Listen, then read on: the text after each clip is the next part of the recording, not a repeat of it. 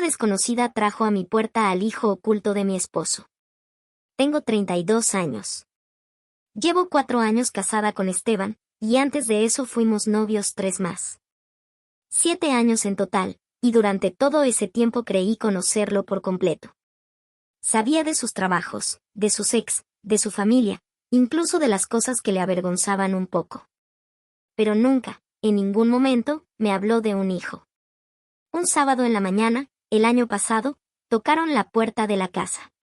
Esteban había salido a hacer unas diligencias, así que fui yo quien abrió. Afuera había una señora mayor, con el rostro cansado, y a su lado un niño de unos 6 años, con un morral pequeño colgado al hombro. La mujer preguntó por Esteban, lo llamó por su nombre completo, y cuando le dije que no estaba, me respondió que venía de parte de la familia de la mamá del niño. No entendí nada. Pensé que se había equivocado de casa o de persona. En ese momento, escuché la puerta del garaje abrirse. Esteban acababa de llegar. Apenas vio a la señora, se quedó helado. Le cambió la expresión como si el alma se le hubiera caído al suelo. La señora lo miró con firmeza y le dijo que necesitaban hablar. Entraron a la sala, y yo, por inercia, lo seguí. Nadie decía nada. El silencio me revolvía el estómago. Y ahí, en medio de ese silencio tenso, me enteré. El niño, ese pequeño que se abrazaba al morral como si cargara su vida entera ahí dentro, era su hijo. La señora era la abuela materna. Con voz pausada, me explicó que la mamá del niño había muerto hacía unos días, y antes de fallecer había dicho que el padre del niño era Esteban. Que ya no quedaba nadie más que pudiera hacerse cargo, porque ella, la abuela, era mayor y no podía criarlo. Yo solo la miraba sin poder reaccionar. Miré a Esteban, esperando que dijera algo, que lo negara, que me explicara cualquier cosa que desarmara ese momento absurdo, pero lo único que salió de su boca fue: "Y sí, es mío". En ese instante sentí que algo dentro de mí se rompía. No supe si era el amor, la confianza o simplemente la imagen que tenía de nuestra vida. Me fui del salón y me encerré en el cuarto. Escuchaba las voces afuera, pero no las entendía. Era como si el mundo hubiera bajado el volumen. Unos minutos después, Esteban entró. Se sentó al borde de la cama y me dijo que eso había pasado cuando estuvimos separados 3 meses. Que nunca volvió a saber de esa mujer ni del niño, aunque sí conocía a su familia, por eso había reconocido a la señora. Yo no dije nada. Sentía que no quedaban fuerzas siquiera para enojarme. Esa misma tarde, la señora se fue, dejando al niño con nosotros. Esteban, sin dudarlo, dijo que se haría cargo. Las primeras semanas fueron raras. Incómodas. El niño casi no hablaba. Pasaba el día sentado en el sofá, con su pequeño morral al lado, mirando sin decir palabra. No pedía nada, no hacía ruido, apenas se notaba que estaba ahí. Yo tampoco sabía cómo tratarlo. Le servía comida, le mostraba dónde podía dormir y le dejaba espacio, porque no tenía idea de qué otra cosa hacer.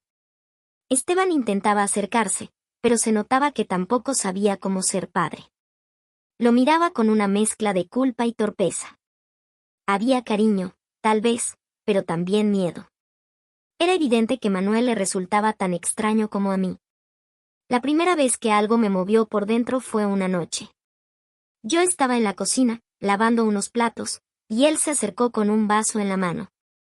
¿Me das agua?, me dijo, con esa voz bajita que casi se pierde entre los ruidos de la casa. Le serví y se la pasé. Se quedó un momento ahí parado, sin irse, como esperando algo más. ¿Quieres otra cosa?, le pregunté. Negó con la cabeza. No, gracias. Cuando se fue, sentí ese silencio pesado otra vez. Esa noche lo escuché llorar. Fui despacio hasta el cuarto donde dormía. Estaba de espaldas, encogido, con el rostro hacia la pared. No le dije nada. Solo me acerqué y le acomodé la cobija. No se movió. Pero algo cambió en mí en ese instante, aunque no supe explicarlo. Al día siguiente, Esteban lo inscribió en el colegio del barrio. Yo fui quien lo llevó el primer día porque Esteban tenía que trabajar. Manuel iba agarrado de mi mano, sin soltarla ni un segundo.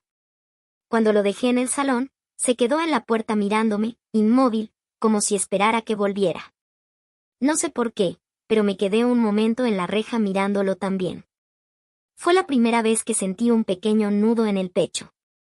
Desde entonces, las rutinas empezaron a tomar forma. Le preparaba el desayuno, le ayudaba a organizar su uniforme, revisaba los cuadernos al final del día. Poco a poco empezó a hablar más, a contarme cosas simples, que comió, con quién se sentaba, lo que había pintado en clase. Era como ver cómo se iba abriendo una ventana en una habitación oscura. Y un día, sin esperarlo, me llamó mamá. Fue un error, lo sé. Apenas lo dijo, se quedó en silencio, con la mirada hacia abajo, como si hubiera cometido una falta.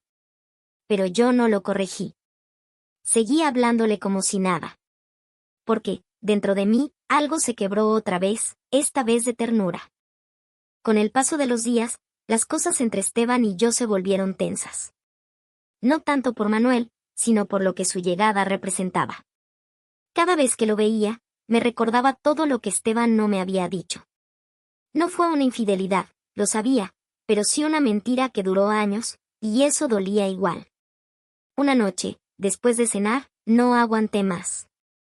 No entiendo por qué me lo ocultaste, le dije sin levantar la voz, pero con rabia contenida. Él se quedó callado un momento, como buscando las palabras correctas. Porque no lo sabía, Paula. Te lo juro que no lo sabía, respondió, cansado, con los ojos rojos. Pero sí sabías que existía la posibilidad, le insistí. Y eso bastaba para habérmelo dicho. Discutimos largo rato. No hubo gritos, pero sí miradas que decían más que las palabras. Me dolía pensar que había construido una familia sobre una mitad de verdad. Esa noche dormimos de espaldas, sin tocarnos. Hubo momentos en los que pensé en irme. En empacar mis cosas y no mirar atrás. A veces me quedaba viendo a Manuel mientras dormía y me preguntaba por qué tenía que cargar con todo ese conflicto. No era su culpa, pero su presencia cambiaba todo. El niño no tenía la culpa de las decisiones de los adultos, y eso se me repetía una y otra vez en la cabeza. Con el tiempo, sin darme cuenta, empecé a mirarlo distinto. Ya no como el hijo de Esteban, sino como un niño perdido en una casa nueva, sin su madre, sin entender del todo por qué el mundo le había cambiado así. Empecé a preocuparme si comía bien, si dormía, si se sentía cómodo en su cuarto. Y cuando me hablaba de su mamá, lo hacía poco, pero lo hacía, lo escuchaba sin interrumpir. A veces solo me decía. Mi mamá me contaba cuentos antes de dormir.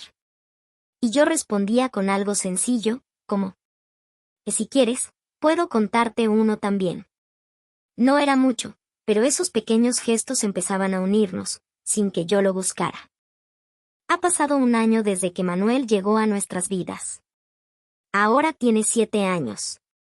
Tiene su cuarto lleno de dibujos pegados en la pared y un peluche que no suelta ni para dormir. Ya no es ese niño callado que se escondía detrás de su morral, ahora corre por la casa. Me llama cuando algo le da miedo o cuando quiere mostrarme un dibujo nuevo. Yo soy la que lo lleva al colegio, la que revisa sus tareas, la que lo ve cuando se enferma. Esteban hace su parte, poco a poco ha ido aprendiendo a ser padre, aunque no siempre le sale bien. Pero la verdad es que la mayoría del tiempo, quien sostiene la rutina de Manuel soy yo. Hace poco, una maestra del colegio me llamó mamá de Manuel. No la corregí. Y me di cuenta de que no me incomodó, como al principio habría pasado. Fue más bien lo contrario, sentí una mezcla de calma y orgullo. Porque, aunque no haya nacido de mí, siento que de alguna forma lo hemos criado los dos desde cero. A veces, en silencio, pienso en cómo cambió todo en un solo día. Como ese golpe, esa verdad tan dura, terminó trayendo a mi vida a un niño que no esperaba, pero que hoy no sabría imaginar lejos de mí. Manuel me devolvió algo que yo no sabía que me faltaba, una ternura distinta, más sincera, sin condiciones. Esteban y yo seguimos juntos. No somos los mismos. Hubo heridas, claro, y todavía hay cosas que no terminamos de cerrar. Pero la casa ya no se siente vacía como antes. Y cuando escucho a Manuel reír en la sala o llamarme mamá sin dudarlo, entiendo que, a pesar de todo, algo bueno salió de tanto caos.